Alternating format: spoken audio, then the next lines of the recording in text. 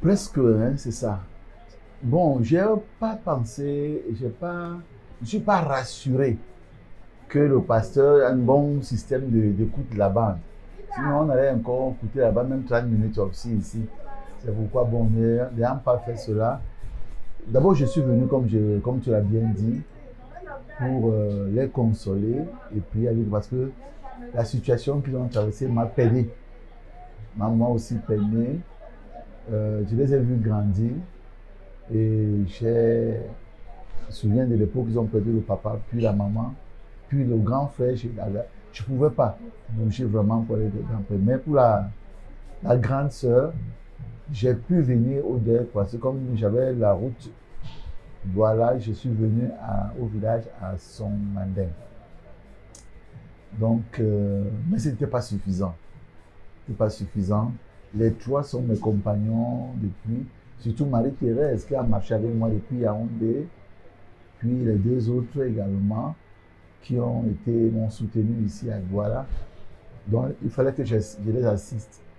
Et pas seulement eux, d'ailleurs, nous devons assister tous les frères et sœurs endeuillés, qu'ils soient proches ou éloignés, qu'ils soient riches ou pauvres, on doit assister tout le monde. Et vraiment, j'encourage l'Église.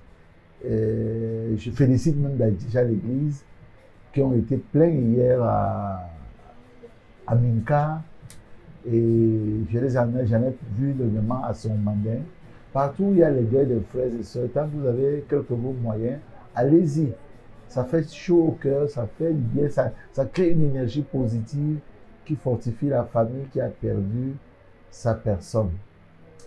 Donc c'est ce devoir biblique et fraternel que je venais remplir et puis continuer à prier avec eux parce que j'ai vu que c'était presque la même maladie qui les a remportés. Et je ne veux pas que ça attaque les serviteurs de Dieu que sont mes deux frères qui voici, ni leur sœur qui a souffert avec moi dans le combat de la foi depuis longtemps. Mais quant à la parole, quant à la prédication, ce n'était pas une prédication. Je n'ai même pas donné de titre, mais en fait, le titre, le dernier parole que j'ai cité, la gestion de la commission de Dieu. On a vu comment Dieu a parlé à Élie, hein, pour un, deux, trois personnes, mais on voit comment cela s'est passé. Donc, c'est comme ça. Pour montrer aux gens d'être flexibles et d'être sensibles au Saint-Esprit. Bon, on a aussi exhorté les gens à être, à être vigilants par rapport à l'esprit de Jézabel. C'était pas le thème, mais j'aurais vraiment aimé en parler, mais peut-être que prochainement, il faut que j'en parle, n'est-ce pas, l'esprit de Jézabel qui a envahi l'Église, pas seulement notre assemblée, notre Église du message, mais l'Église mondiale. Et puis j'ai aussi fait allusion à l'esprit d'Élila, qui nous empêche d'atteindre nos objectifs.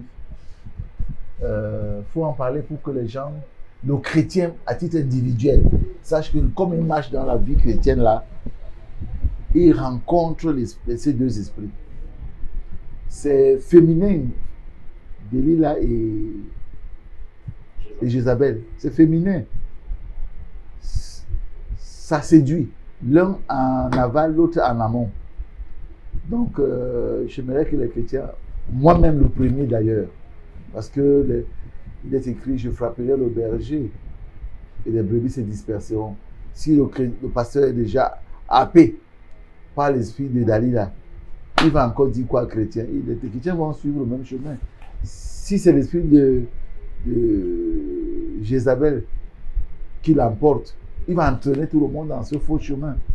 Et c'est pour ça que parfois, vous avez vu qu'on a quitté nos dénominations.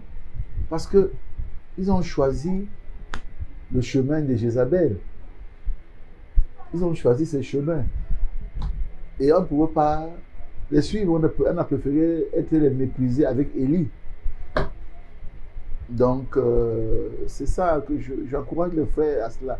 Et puis, j'ai aussi parlé de notre exhortation parce que c'était un petit... mariage des jeunes. L'obéissance à son père. Obéir à son père. Et quand tu obéis à ton père comme Saoul, fils de Kis. Ça l'a mené à la royauté chez Samuel. David, fils d'Isaïe, il a obéi à son père qui l'a commissionné. Ça l'a amené, n'est-ce pas, à être le plus grand héros d'Israël en tuant Goliath. Donc, obéir à son père, c'est bien.